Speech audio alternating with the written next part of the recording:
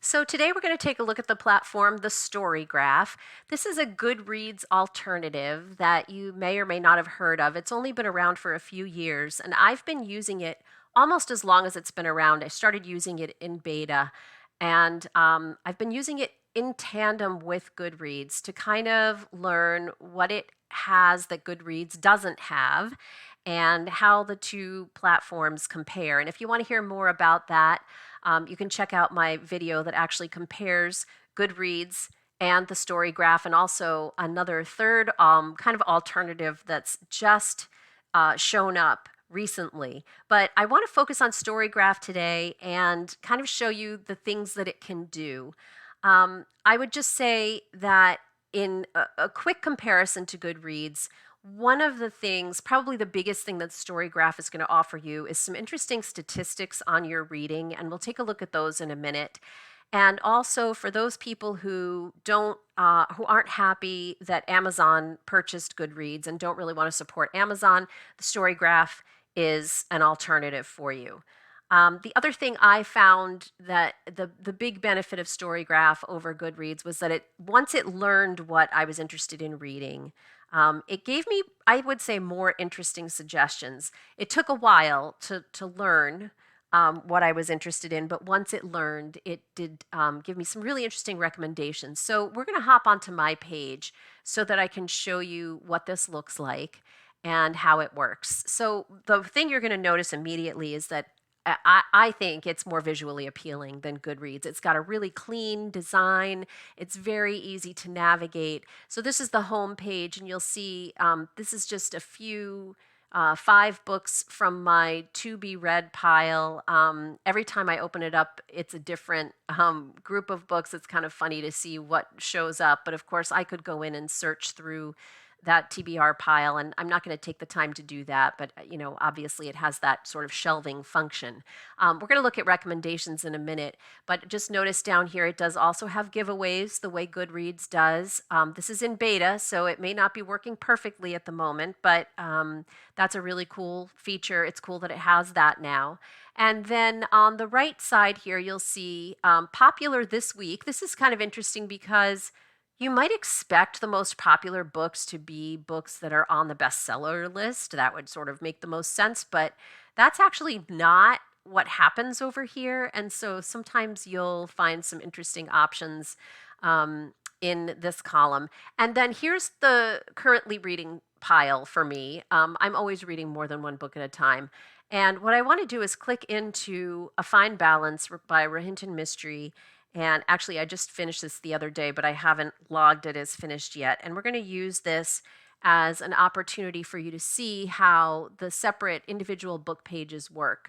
So right here is one of the first interesting things that StoryGraph offers, which is, okay, it tells you the genre, it's historical fiction, but it also tells you how other readers have identified this book. So most readers have identified it as a reflective novel that's slow paced.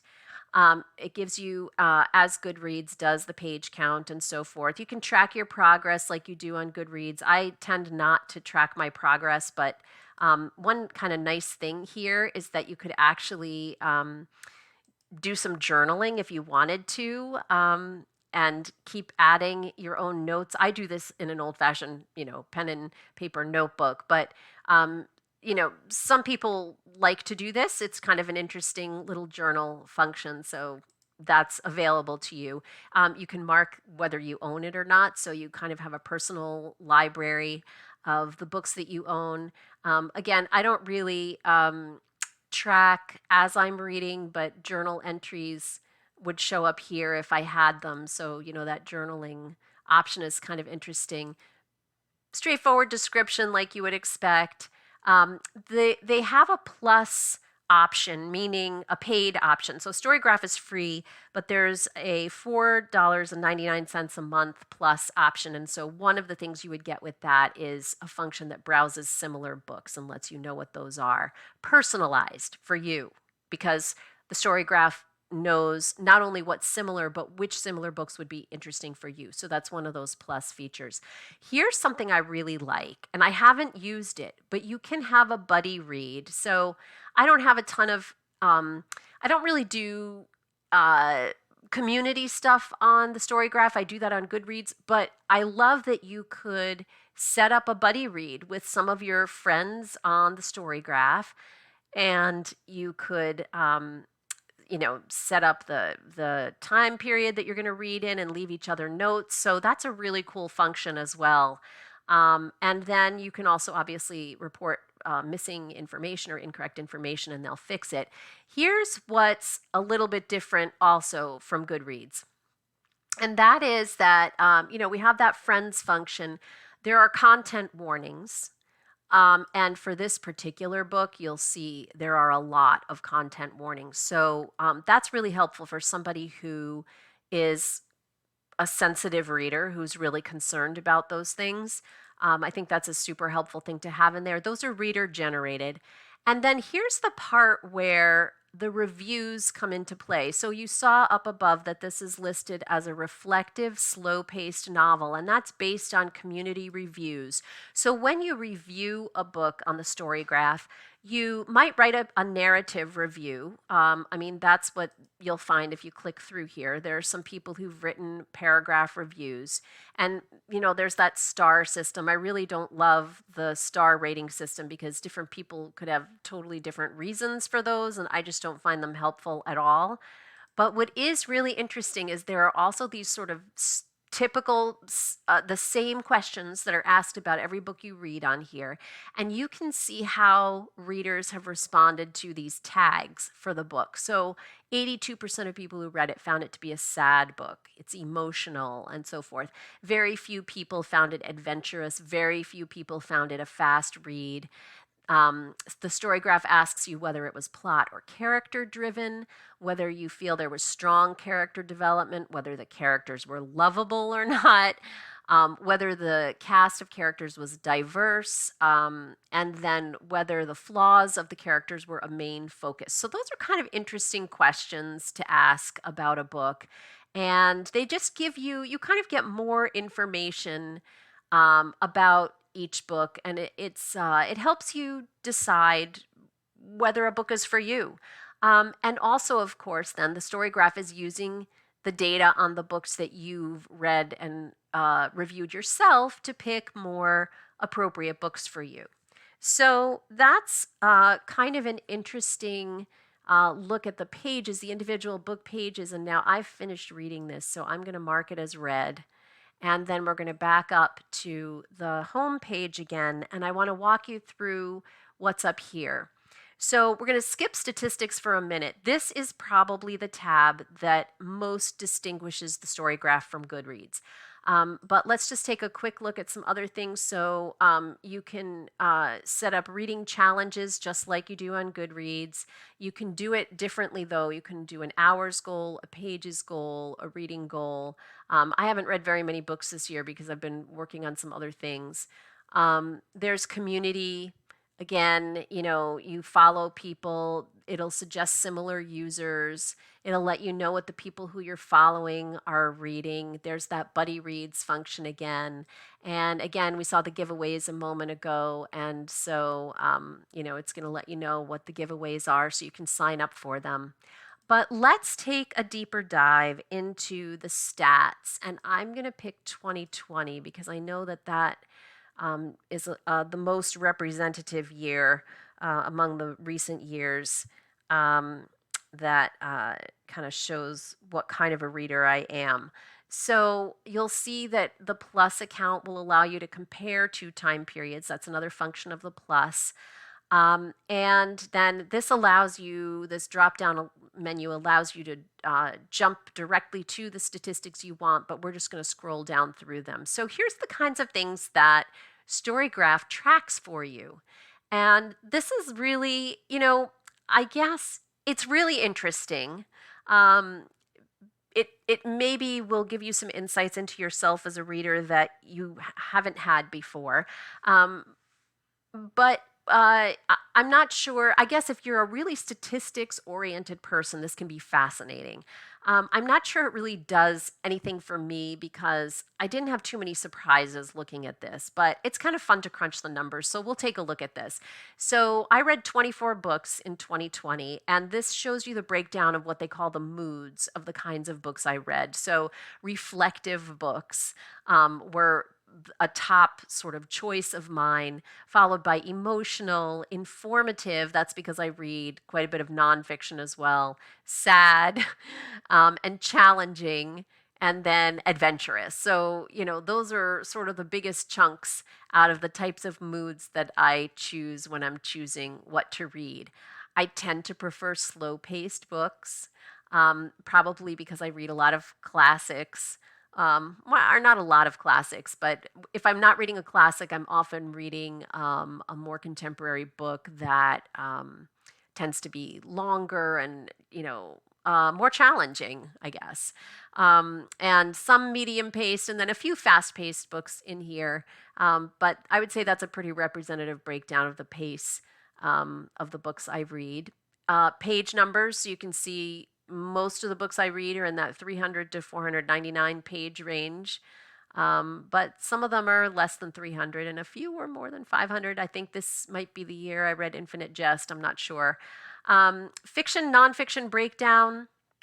This changes a lot from year to year, but I read almost as much nonfiction that year as I did fiction. And then the genres. And this is actually kind of unusual that history is way up at the top here. But when I clicked through to see what those 8 books were, I think that was fairly accurate, actually. That, I think it's fair to characterize all of these books as history. Some of them fit into other categories as well, but that's a little bit unusual. Contemporary, and then literary fiction, and then they've got historical separated out from history, which is a little bit odd. The classics are here, travel, biography, and so forth, and you can see that fantasy, music, religion, science fiction, all of these things are a little bit less common for me, but I did read one of each of them in 2020. And then format, I read mostly in print. I don't remember what I read digitally, but apparently there were 3 books I read digitally. I read almost exclusively in print. And then most read authors, I read no more than 1 book by each author in 2020, and all of them were in English. And then this is kind of interesting too. This is sort of like how many books and pages I read over the course of the year, and you can see it's very up and down. Summer looks like my best time. I got in the most reading during the summer. And I don't know, maybe this is spring break, I'm not sure. But that's again kind of interesting. And then star ratings. I don't put star ratings on a lot of my books, so you can see a lot of them I just didn't put a rating on at all. And then there's another little plus feature, ratings per book type. It'll break it down by genre, I think that means. And so these are things that you're not going to get from Goodreads that are kind of interesting and kind of unique to StoryGraph. When we take a look then at that Plus account, I just want to mention what the features of that are. Some people, when they log on, are going to see a banner up here that you can click through to get the Plus information, and it didn't come up for me this time, but basically the things that they list that you get with a Plus account, so the paid account versus the free, are that you help the StoryGraph stay independent. You get advanced statistics, and we've just talked about some of those. You get what's up next based on your TBR pile, so it kind of picks for you what you might be interested in reading next. It gives you buddy read suggestions. It gives you unlimited recommendations, and we're going to look at recommendations in just a second. Advanced similar users, so it has a more advanced function when it's looking for other people who are reading, similar to you, who you might want to be buddies with on the StoryGraph. more personalized, similar books. We just saw that. We just ran into that feature as well on the book page. You can vote on upcoming features and you get priority support. So they have quite a few perks for that $5 a month for people who are really going to use them. Let's take a look at the recommendations, how this feature works. And I kind of love this too because it makes it fun to get new recommendations. So first of all, it's telling me it has some new recommendations available for me. And we're just going to let it load here. It's doing some work to come up with some things that it thinks I'm going to like. While we're waiting for those, I'll also mention some of the newest features that the StoryGraph has because again, it's a fairly new platform. So we've seen that giveaways is in beta. It's also tracking audiobooks now, so minutes versus pages. And there's a wrap up at the end of the year, so books and pages per month, genres, longest and shortest, average length, and so forth, a bunch of statistics at the end of the year that they'll wrap up for you. And the thing is that with all of this, the data is only as good as you make it. So you really have to put some data in order to get something back out of it. And I think I mentioned before, you are able to move your Goodreads lists into the StoryGraph. So you don't have to do it manually. You don't have to start from scratch. You can bring your data over with you if you wanted to make the switch, and it'll be able to use that then to give you recommendations and so forth. So here's the recommendations page, and based on what it knows about me, it's making these recommendations, and these do look pretty interesting to me. Especially because some of these books I wasn't aware of. Some of these authors I don't know. I will say when I first started on the StoryGraph, it got really hung up on, I had read a couple of books about Afghanistan. And so I got a ton of recommendations about Afghanistan. And I can see that those are still showing up. And that's good. That's something I'm interested in. And actually, I don't know if this is about Afghans in particular, but it's about finding refugees, friendship, and hope in America. Finding refuge, friendship, and hope in America. So it's connected with those very first books that I loaded in here. So it's got some really interesting recommendations in here for me. This is really fun for me to scroll through and see. And these are books that I might not necessarily have pulled up for myself. So awesome. They're not all brand new books. For some reason, this is coming up both as a book and an audiobook. And so that's kind of fun. But here's the other thing that I really love that is a little bit more sophisticated, I think, than what Goodreads will do. So what am I in the mood for today? Wow. Well, I feel like I could really use something hopeful, maybe even funny. I've been saying I'd really like to read more humor, but also informative. Um, and you can show books with any of the selected moods, or I could say, no, it has to be all three of those things in order for you to show it to me. But I don't want to limit it that much right now. I'm going to say medium because I don't want something too fast and light, but I don't necessarily want something slow either. And let's say nonfiction and see what it comes up with. And I can pick genres, but I'm going to just include any this time and let it pick for me. Oops. And then pages, I'm going to leave that alone.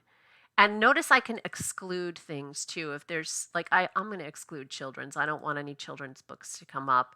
Don't show me books that I already know are in my TBR pile. Let's see what it comes up with.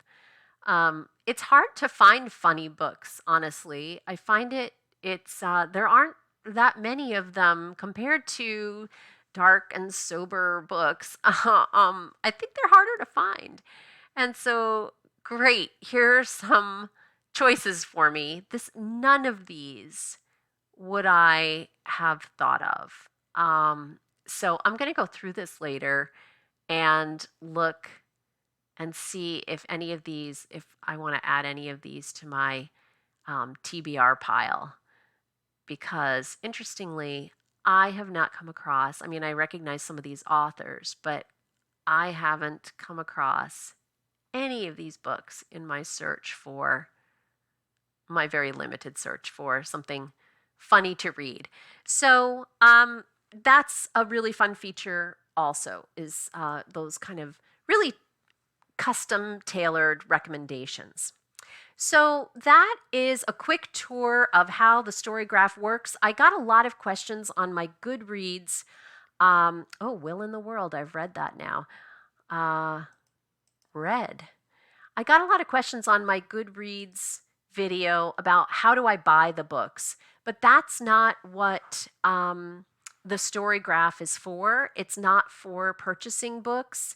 It's for shelving them. So imagine you are in your own personal library and you're putting things on the shelf that you want to read, or you are shelving books that you've already read that you want to remember. You want to write a review for other people. You want to have conversations with other readers. So that's what it's for. It's not a book buying site.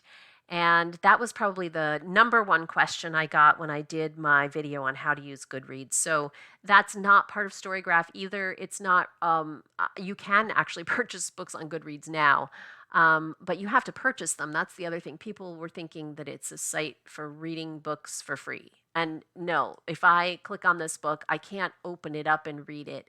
It's a way for me to track what books I'm interested in reading, but I have to go find the book itself at the library or at the bookstore.